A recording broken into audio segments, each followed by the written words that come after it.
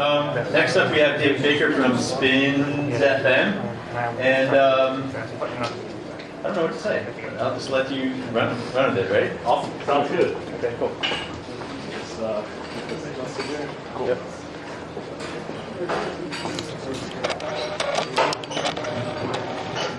All right. How's everyone doing? Good. So tonight I'm going to quickly run you through the 3 pillars of our request app that connects fans, artists, and radio stations by making it fun and easy to request songs on the radio. A lot of times when we're at tech events, people are surprised that we're working with terrestrial FM radio, but all the music people know that radio is still the biggest driver of stable sales and local shows, and there's still more listeners of FM radio than all the streaming services combined. So here we are on our homepage. If I can get my mouse here. Cool. So on our homepage, fans can request any song on any station. So we can start here and type in any artist. We'll go with Rihanna, and our autocomplete.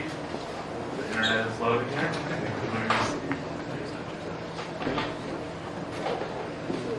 So as we type an artist name or song, we autocomplete the recent singles of that artist.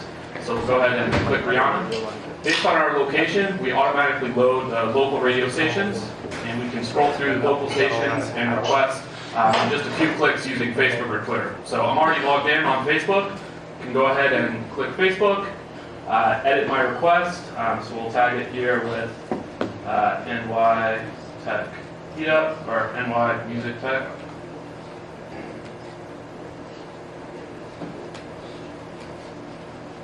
And make our request. And just like that, our request is sent to the radio station. If we use Facebook, it's posted to their wall. If we use Twitter, it's posted to their it's sent as an app message.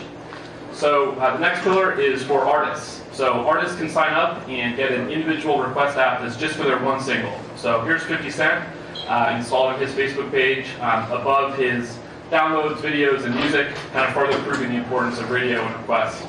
So if we go and check out the artist app on Facebook,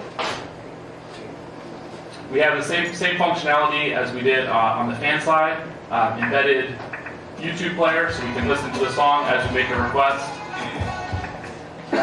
and also one-click purchase link to iTunes. Here's an example of the artist app as a Spins page. So when an artist signs up, in addition to the Facebook app, they also get a full version that's, again, just for their one single. Here's one that we did for A$AP Rocky. And same thing installed on his Facebook page. Artists can also embed the request app on their website. So here's Anita Baker.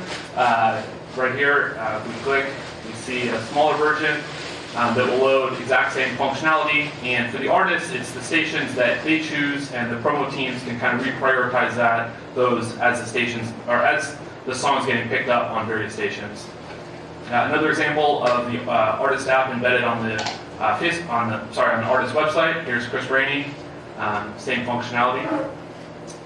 The other thing that artists really like is the comprehensive reporting dashboard that we provide. So across the top, we show total requests broken down between Facebook and Twitter, charted over time so they can see what activity is impacting requests, and then grouped by most requested station and most requested city so that the promo teams can see where their fans, where their super fans are located.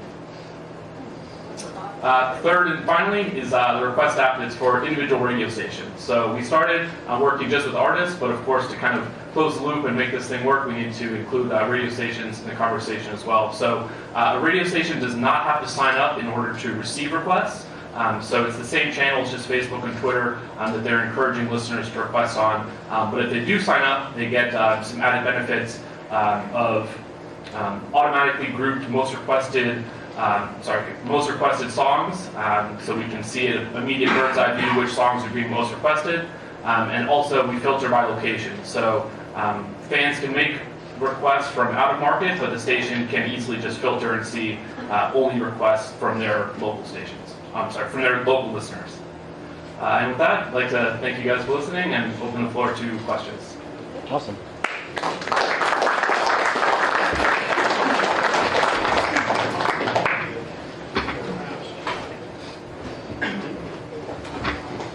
Am I picking or you picking? Your pick.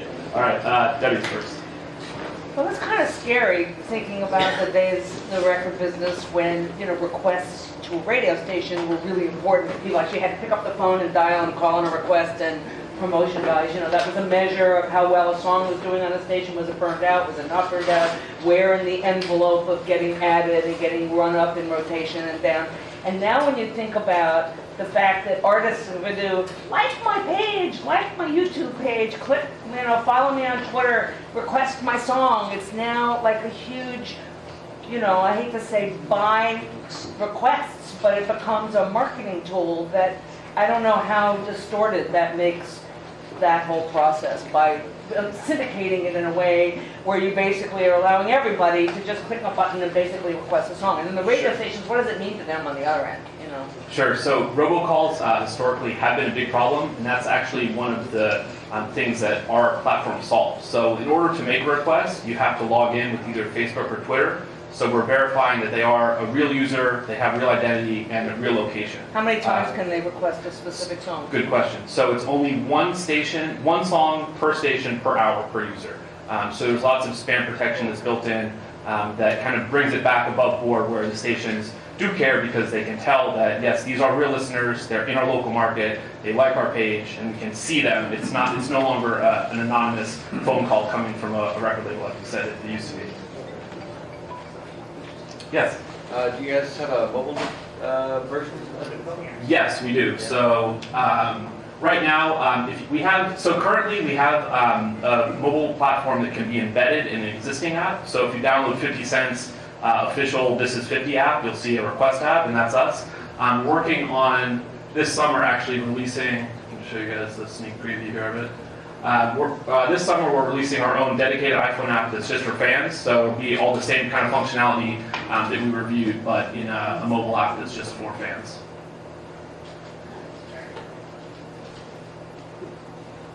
Yes? How do you do the mapping to a song and a given station? So like if you put up the Rihanna song and put in Z100 Sure. or whatever, but you don't show WNYC, so how do you Of course. We use the Echo Nest API, so they have different genres, and we kind of associate those genres with certain radio formats. The other thing is it's by location. We use an API called MaxMine. Those are kind of the two ways.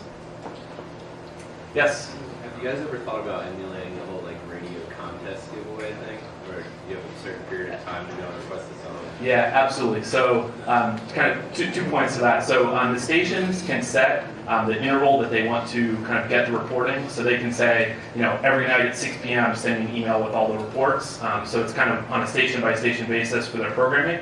On the fan side, I don't know if you guys noticed these kind of gold request coins that pop up each time we make a request. See them? Yeah, right there. So right now, those are kind of used as just like a scorecard, so we can measure which fans are requesting songs the most, and we give those the option to the promo teams to kind of associate rewards with those. Yes? Why don't you limit it to one song per hour for each station? Because that seems like a little bit, archaic in the sense of let's break down an hour, the number of songs per hour, and usually people listen to the same station. Sure. So it's kind of speaking to Debbie's point. We want to make sure that this is absolutely not in any way spammy to the stations. So the easiest way for us to kind of kill our product is to get a bunch of believers, for example, hammering this and sending 1,000 requests at a time. You could do the number of minutes per song per hour, Yeah. So an hour was just based on the feedback that we got from the stations we're working with. Potentially in the future, we could change that to, 20 minutes, half hour. But the point being that someone can't continue just hammering the same station with the same song. Yes? A year or two back, I heard about a company called Jelly, Jelli, that Yep. just when I heard the beginning of your pitch, I thought of them, but I don't really know much of the difference. Do you have any key differentiators Sure. or where you're going for? Absolutely. So Jelly would be considered somewhat a competitor of us, but the main difference is they're completely taking over the station. So if you guys aren't familiar, Jelly with an I at the end, they kind of allow radio stations to eliminate the DJs and just plug in the system where it's 100% user controlled. We personally think that that's one of the main advantages of terrestrial radio is that human curation that the DJ is providing. By allowing by our platform working within the existing kind of infrastructure of radio, it's definitely very different from Jelly. Yes? What's your pricing structure? Sure, I'm glad you asked. So, it's totally free for fans and totally free for radio stations, and for artists, this is our current pricing. For anyone here that's in attendance tonight, if you're an artist or a label, we're happy to give you one completely free artist campaign. So just email me, david@spins.fm. The other thing is, this summer, we're actually reducing our pricing and kind of simplifying it to combine these two plans, so it'll be $99 a month. But essentially, this is the pricing now. With this pricing plan, what's your normal return on investment for the artist? Sure. So it's hard to measure, I guess, exactly what the value of getting your song on radio. Yeah. It certainly varies by artist, but again, it's undeniably the biggest driver of single sales and shows. So it really just it varies on the size of the artist. Do you have and what's your use study? Your use case? In terms of size of artist and people that are... Sure. So we've worked with artists, as big as Britney Spears, for example, Britney Spears, Chris Brown, Diddy, all the way down to tons of independents. So it's something that it really depends on your fan base. So obviously you need to have an active fan base that's making the request. We're not making the request for them. So the artist signs up and they promote it to their fans. But for example, if an artist isn't using our app, a lot of times they'll say on Facebook or Twitter, hey, go request my song on your local radio station, period. And the fan's like, okay, well, what station? How do I request? Where do I go? Whereas with our app, the artist can simply include the link, and we do all the work based on their location. We load the stations and give them an easy way to request. And then No, it order totally goes makes on. sense. It just seems that with a price modeling like this, a sliding structure makes more sense because $1,000 can break the bank for an independent artist, whereas for Britney Spears, it's chump change. Sure. Yeah, it's just $179 a month for an independent artist. So these are So for $179 or $379. Thank you. Do you have any for an independent artist? Do you have any success stories of somebody who maybe was able to break onto the radio? Sure. So far we don't have any super indie artists. One artist that was fairly independent at the time, Travis Porter, a few years ago, they were one of our early case studies. They weren't getting any radio airplay.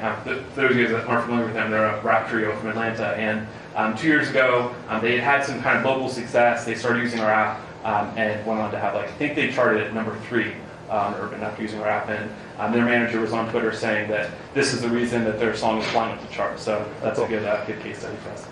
Yes, over there. Can you explain how you proved the concept? I'm sorry? Can you explain how you proved the concept early on? Sure. So it actually developed fairly organically. So I've been a developer working with musicians for a while, and an artist named Mike Posner a few years ago, I had done what was initially I didn't think would be a product, but it turned out to be what SpinsFM is today. So it started with him for his song Cooler Than Me, and we set up a page, similar functionality, was a lot more scaled down, and his fans started using it. Other artists started saying, hey, what's that? I want one of those. And since then, I've been working on kind of scaling it out and building it into a product. So you just kind of talk to people and then the word spread that this was out there? Yeah, so it started with 1 or 2 artists, and we were very fortunate that a lot of times we'll work with a few artists at a label, and then the label will want to roll it out for larger artists. So taking, for example, Travis Porter, they were signed to RCA, we worked with them, and then that's how Britney Spears came about, because they were the same label and they saw how effective it was for Travis Porter. And as soon as you start getting 1 or 2 or 3 big artists, it's a lot easier to get more of them and also kind of have that impact the independence. Yes? On the right-hand side of your price model, it says $10,000 or whatever it was. Yeah, so... Is that for 1 month? Or is No, that... I'm sorry. So these 3 are one-time charges. So it's $179 a month or $379 a month, or this is a single charge. So this is $1,000 one time for the course of the single, and this is for 3 singles or for 10 singles. So this is essentially paying $500 one time to the lifetime of the single. Okay, I think I'm going to wrap it up there so we can keep rolling along. But Cool. awesome. Thanks so much.